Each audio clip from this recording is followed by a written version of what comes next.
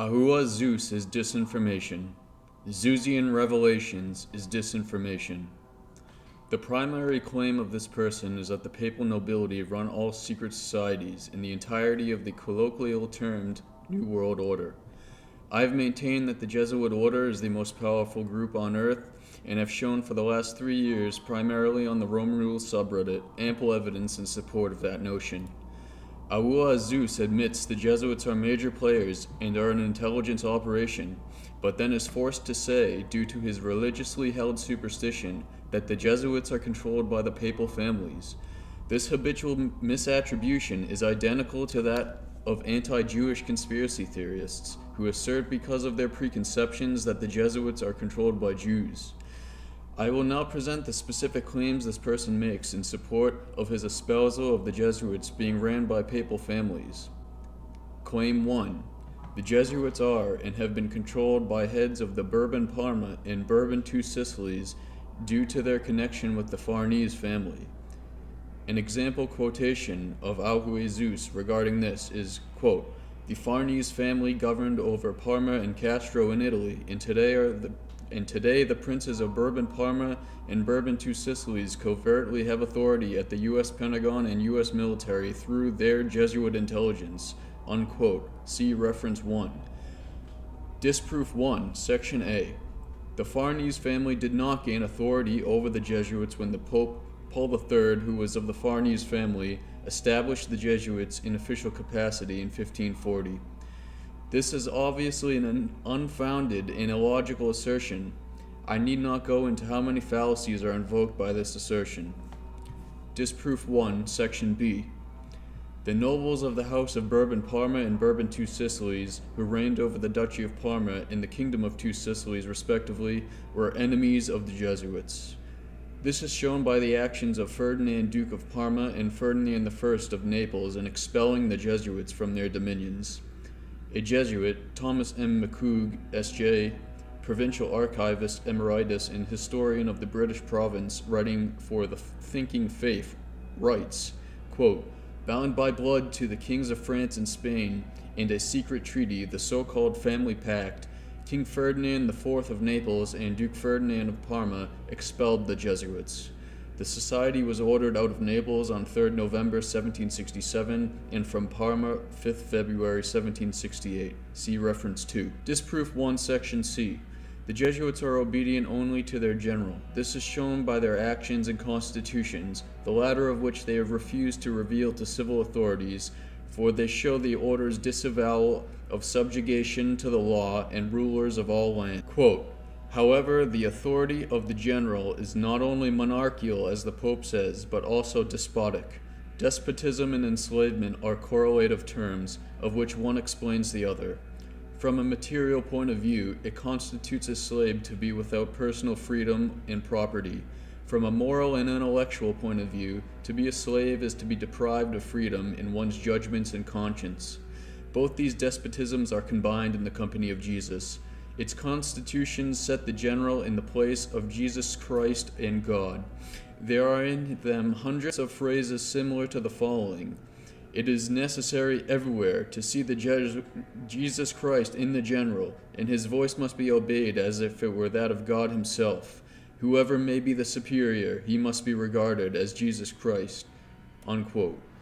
From A History of Political and Religious Persecutions by F. Garrido and C.B. Cayley, Volume 2, page 353. Quote, "He can expel from the society whomever he pleases and admit members and distribute degrees and offices at discretion, and he can command all members of the society in the name of Jesus Christ and in virtue of the obedience they owe to him under pain of incurring mortal sin. He can institute missions in all parts of the world, remove the missionaries, and in many cases cancel their appointments, sending them wherever he chooses, and even among infidels and savages. He alone has power to commute the bequests made to the society. The correction and revision of the books of the company fall within his attributes. He can distribute personally or by his delegates the favors granted by the popes to the society. He can dispense indulgences to the seminarists in congregations annexed to that of Rome, and to the congregations of men and women directed by the society in all places and countries. And in virtue of the supreme authority which he exercises over the order, he can make its adepts and protectors participate in good works, prayers, and suffrages. He must know all that lies upon the consciences of his subordinates, the upper ones especially. Whatever he has granted or enacted must be fulfilled, so long as his successor does not annul it. The provincials have to give him an account of their state of their province every month, and this must be done at the same time by the consulators, a kind of comptrollers who have an understanding directly with the general. All the superiors have to send the general every year 2 rolls or catalogues, one containing the names of all brethren of their several colleges, with specifications of their age, country, standing in the society, past employments and studies, degrees in the universities, and so forth. The other describing the character and capacities of each, with an estimate of his experience, intelligence, and talents, and a verdict as to the employments for which he appears the most fitting. The concentration of all these prerogatives in the general converts the company into a passive instrument of his will." Unquote. Same source, page 344. Quote, "The institutions and the fundamental object of the company require its members not to acknowledge the civil power, except so far as it is useful to the church and the company, for which reason the Jesuits, although residing in all countries, are not citizens of any, and do not consider themselves bound to obey the laws of nations, unless they are compelled by positive force. They have accordingly studied to exempt themselves from the fulfillment of laws, and have obtained privileges which are really singular. It is therefore by no means surprising that their policy and maxims should have alienated them from the sympathies of the public authorities, and this even in the countries most purely Roman Catholic.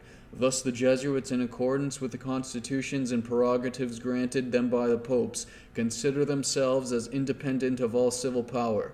On this ground, this society has never presented its titles, laws, and privileges, with the papal bulls confirming them, to the government of any country in which it has been established to obtain a legal sanction.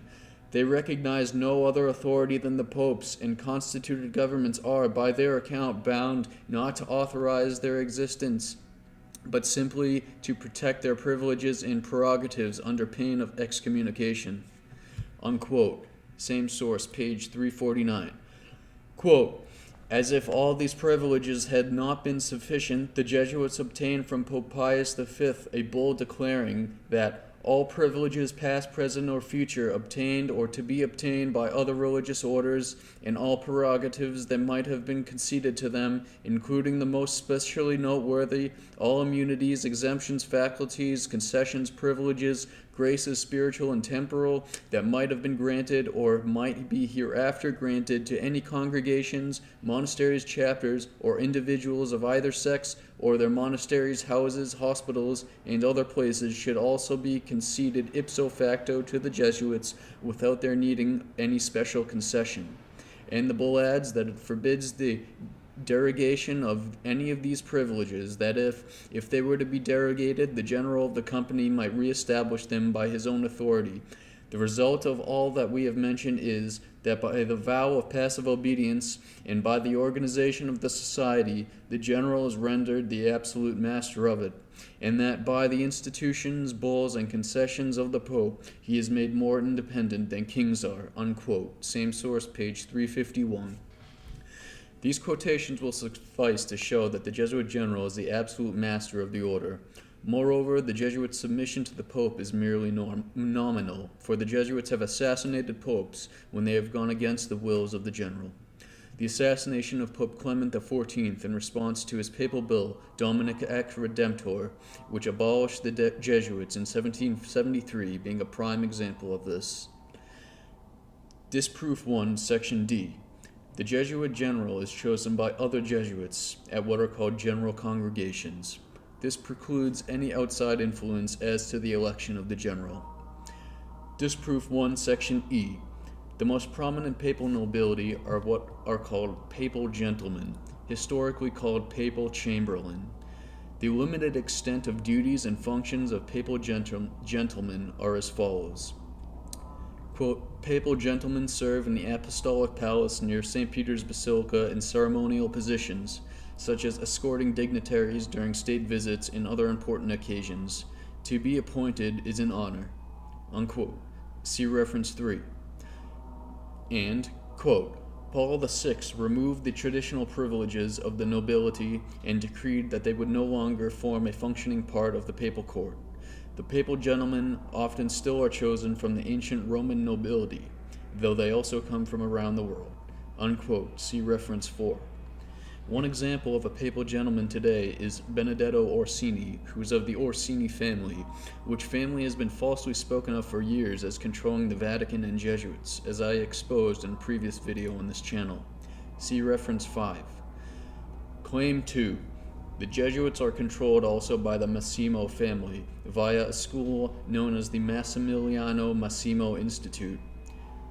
An example quote from AhuwahZeus concerning this is, quote, they, the Massimo family, have authority over the Jesuits from their Massimiliano Massimo Institute in Rome. They use their Jesuits as Roman intelligence and infiltrators. Unquote. See reference 6. Disproof 2, Section A. This statement is rooted in yet more fallacious irrationality. When the man who started the Massimo Institute, a Jesuit named Massimiliano Massimo, established that school, it never gave his family authority over the school. Rather, it is run by the Jesuits today. Disproof 2, Section B. The Massimiliano Massimo Institute is not an institute of higher learning, such as a college or a university. It is a high school and elementary school. This is apparent from a casual look through the school's website. Disproof 2, Section C. Massimiliano Massimo, as mentioned in Section A, was a Jesuit himself, and as has already been covered in Disproof 1, Section C, was in complete obedience to the Jesuit general. Disproof 2, Section D. The Massimo family are not even part of the papal court today. See Disproof 1, Section E. End of claims and disproofs. What we saw are the two main statements made by AhuwahZeus to ludicrously attempt to validate his assertion that the Jesuits are controlled by papal families. Upon AhuwahZeus facing these disproofs as I presented them to him, he proceeded to block me on Reddit. See reference 1. Disinformation is false information spread deliberately to deceive, and being that AhuwahZeus continues to spread this narrative, knowing that it is false, he is thereby spreading disinformation. For facing him with the prior disproofs, in addition to blocking me like an immature boy, AhuwahZeus also directed at me, among other accusations and threats, the following, quote, you are a criminal running a defense for child-murdering psychopaths, and you know it. I am starting to get tired of you trolling now. I am going to look into you and have you investigated, unquote. See reference 1. As you can see, on top of spreading disinformation, AhuwahZeus is a slandering false accuser and reactionary threatener.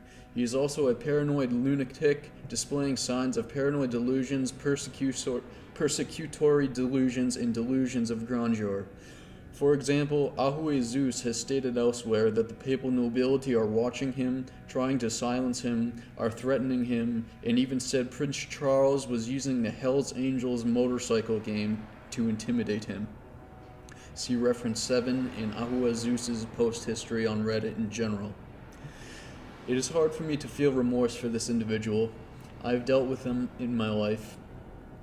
They are narcissists and believe they are the center of everything and have an overinflated opinion of themselves.